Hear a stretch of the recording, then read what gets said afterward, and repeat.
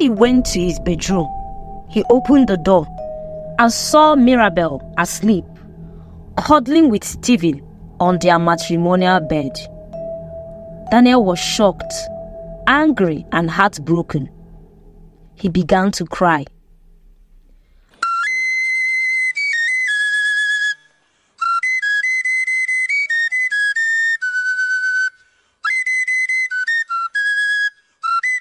Good afternoon, sir.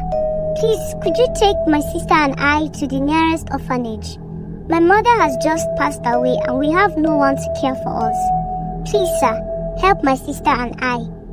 The man was touched when Nkem told him that their mother was dead. He wiped their tears and began to ask people around for the nearest orphanage. It was about 2 hours' drive. The young man was so touched that he decided to take them there himself. After a long drive, they arrived at the orphanage with Nkem and Amanda. They thanked him and he waved them goodbye and left. The next day, a couple came for adoption and they saw Amanda looking so cute. They wanted to adopt Amanda. The management told them that the girls just came into the orphanage the previous day, but the couples insisted that they wanted Amanda. Nkem refused to let her sister go. We are sisters and she can't go without me. We have to go together. Nkem told the management and the couple who wanted to adopt Amanda. The couple decided to adopt both of them. Back at home, Daniel couldn't stand losing another wife and unborn child due to his new violent lifestyle. He quickly carried Mirabel and took her to the nearest hospital. The doctor there recognized him, but he didn't want to interfere. He just took care of Mirabel and came out to tell Daniel that Mirabel and her baby were okay. Daniel apologized to Mirabel for raising his hands on her, but she was still angry with him. Daniel called the police officer, telling him about the disappearance of his 2 girls. 2 days later, a call came into Daniel's phone. It was his police officer friend. Daniel hurriedly picked the call expecting good news. The officer told Daniel that his girls were in the orphanage. Daniel was happy, but then he told him that the children had been adopted by a couple who submitted a fake address. Daniel became heartbroken and tears rolled down his cheeks. He began to question himself. How can I lose my girls because of my carelessness? What if they were kidnappers or child traffickers? He kept on thinking about it. 3 weeks already and there was no news from the police about Nkem and Amanda. Daniel went ahead and prepared the burial arrangements for Bisola, his late wife. When the date was set, the extended family began to ask about Nkem and Amanda. But Daniel lied. He told them that they were taking exams and he didn't want them to witness the burial of their mother at such a tender age. People were scared of Daniel because of his wealth, so no one questioned him further. Few weeks after the burial of Bisola, Mirabel went into labor. She gave birth to a baby boy.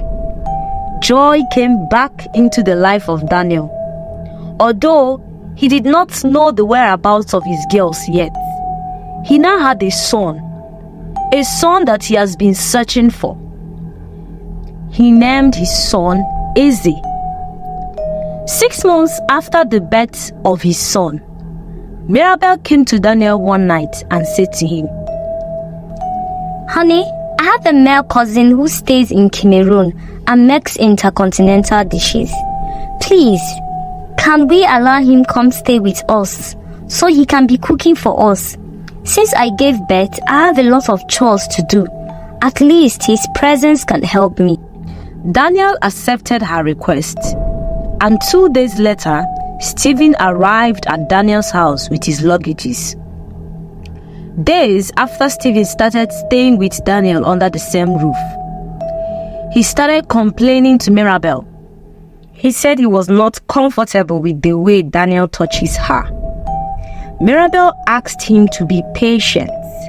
that once she convinces Daniel to will all of his assets to their son's name, then they can go ahead and kill him. Stephen happily agreed and hugged Mirabel. They started celebrating their plans with loud music. The volume of the music did not allow them hear the sound of Daniel's car drive into the compound.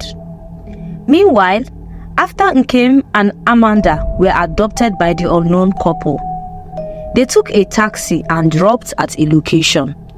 Then the couple entered into an exotic car with the girls and they drove for a very long distance.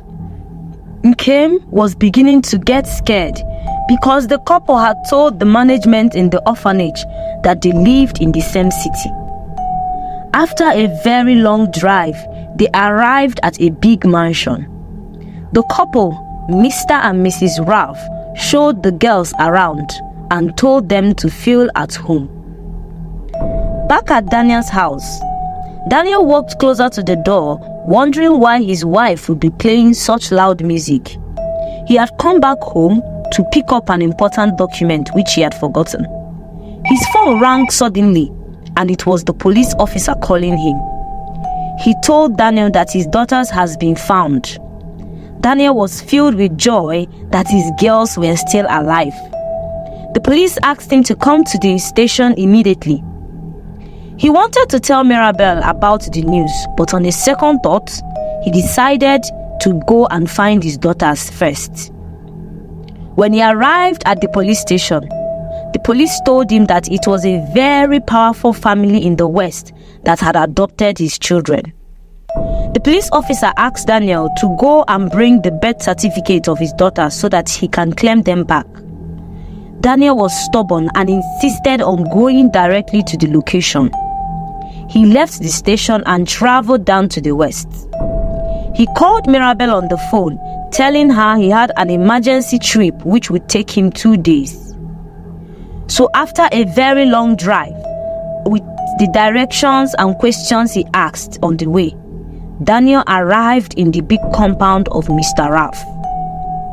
Everyone came out to hear Daniel, who kept shouting and saying he had come for his children. Nkem and Amanda came out too. Daniel called out to them, but they didn't go to him. Ralph told Daniel to leave his compound before he would call the police on him. Nkem, on seeing what was happening, ran into her room and came out with a piece of paper. She handed it over to Mr. Ralph to give to their father. He took the piece of paper as he left the house in tears, seeing his children rejecting him. Daniel entered his car and opened the letter Nkem had written. And it read, Dear Dad, your new wife has been maltreating us in your absence, and she forces us to do duties meant for adults. She leaves us for hours without food. The day my sister and I were sharing a plate of food, she poured it on me. Dad, you had beaten our mom with her unborn baby, and she was bleeding. I came to your room to beg you to take her to the hospital. Your new wife shouted at me and sent me away from your room. I struggled with my mother and sister that night, but our mother didn't make it. We came back in tears. We had just lost our mother. Yet you left us in the living room and went into the bedroom with your new wife. Amanda and I slept on the tiled floor, and Amanda caught a cold. You never cared. I decided to be a mother and father to myself and my little sister Amanda.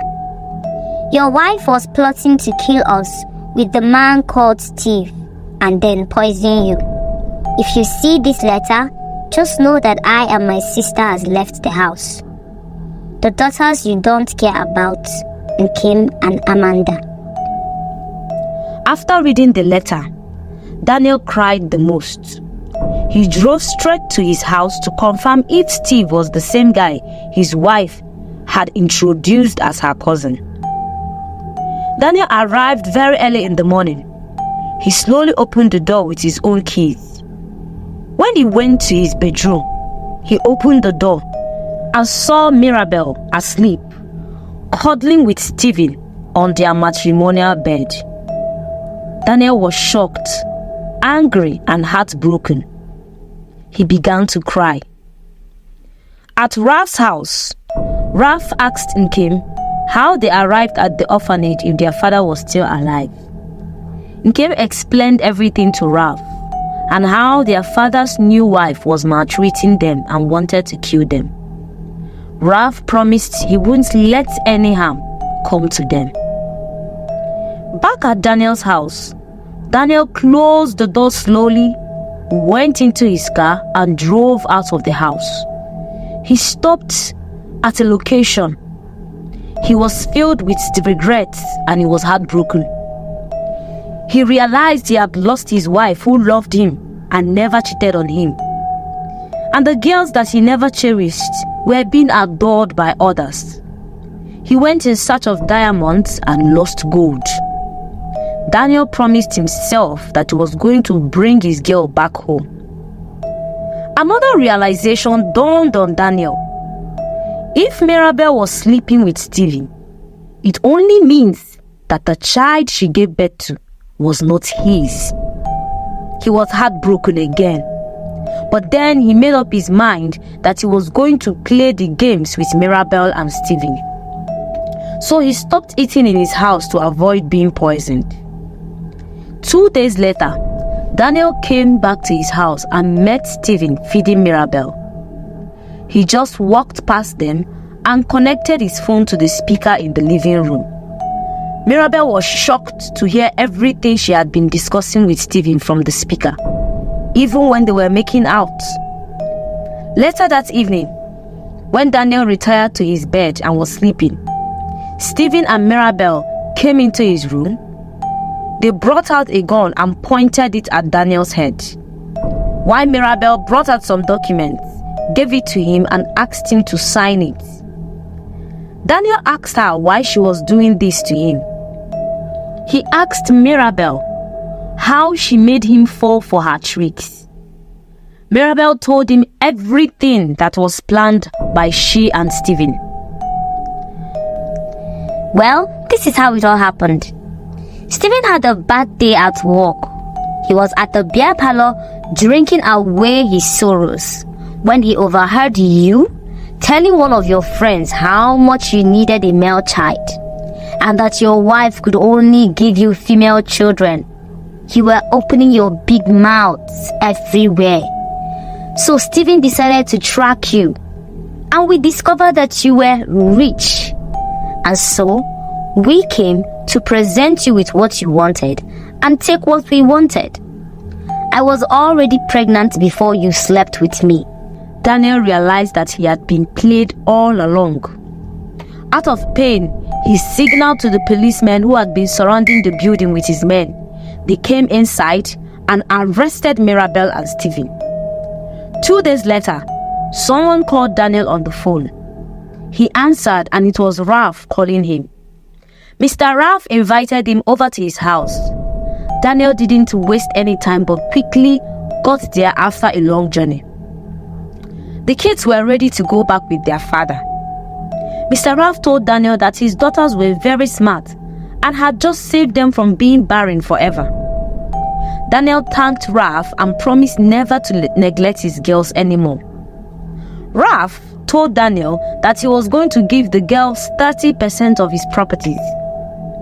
Daniel was so touched.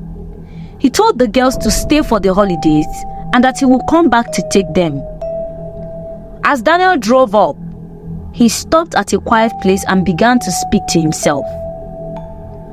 What I detested is the best for another. What I have neglected, another has adored. I know all my pleadings want to bring you back, Bisola, but I swear on your grave to give all my love to our daughters. I will never marry another woman. I have realized my mistakes, and you will live forever in my heart. Tears rolled down his cheeks. He wiped them off and drove away. The moral lesson of this story is for us to understand that children are gifts from God. The gender doesn't matter. Appreciate what you have. Don't always announce your problems in public places. Someone might use them against you.